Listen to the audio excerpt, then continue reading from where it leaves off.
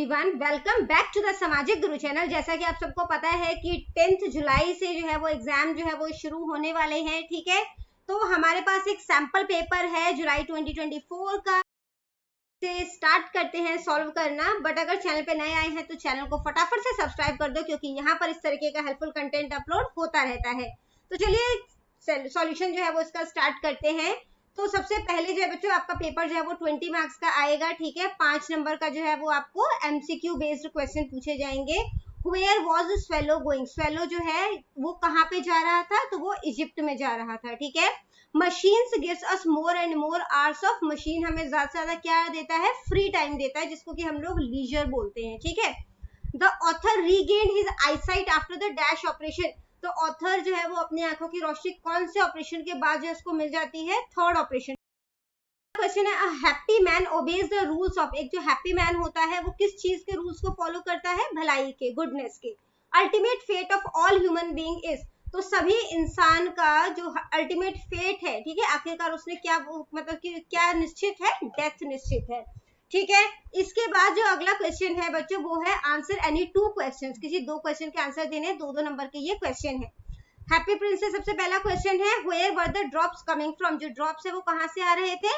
तो the drops were coming from the eyes of the statue of the happy prince, तो happy prince की जो statue है उसकी आंखों से ड्रॉप्स गिर रहे थे। ठीक है, अगला क्वेश्चन है, what are the consequences of war, consequences यानी कि रिजल्ट जो है वो क्या होता है? ठीक है, science, where is science taking us से ये क्वेश्चन जो है वो लिया गया है।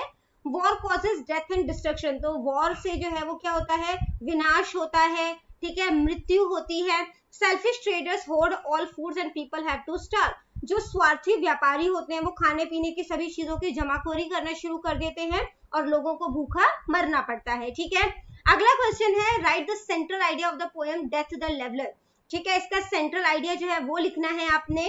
तो सेंट्रल आइडिया क्या है? डेथ कम्स टू ऑल, तो जो मृत्यु होती है वो सभी को होती है। ठीक है, सबकी मृत्यु होती है। इट स्पेयर्स नन, किसी को भी नहीं छोड़ती है।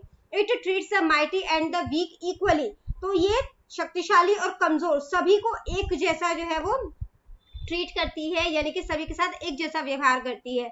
It reduces everyone to dust, ये प्रत्येक व्यक्ति को धूल में मिला देती है। Therefore it is useless to boast of one's power और वेल्थ, तो इसलिए हमें जो है वो अपनी शक्ति या फिर अपनी दौलत की जो है वो डींगे जो है वो नहीं मारनी चाहिए, और वो सब बेकार है।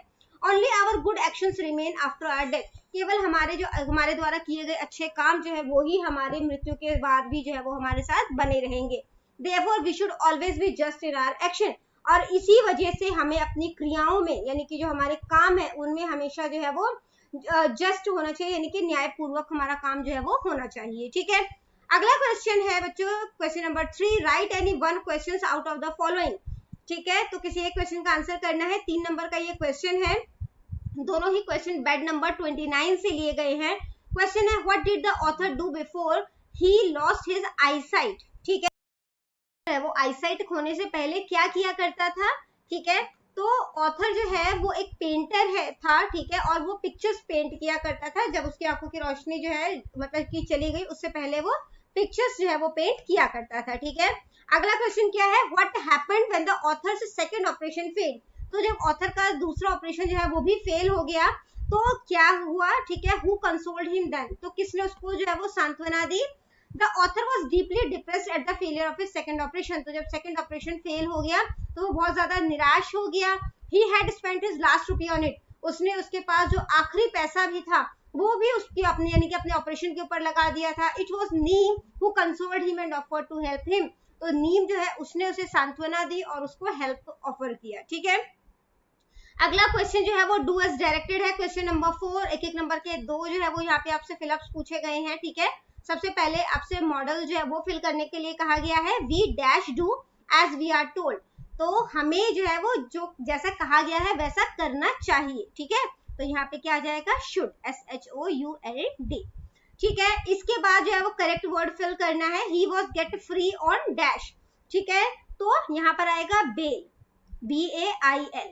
ये वाला जो बेल होता है ना, ये गट्ठर होता है, जैसे कपड़े वगैरह एक साथ बांध के जो है वो चुन्नी वगैरह में बांध देते हैं, है ना, तो वो उस टाइप का गट्ठर, लकड़ियों का गट्ठर हो सकता है, तो ये बेल है।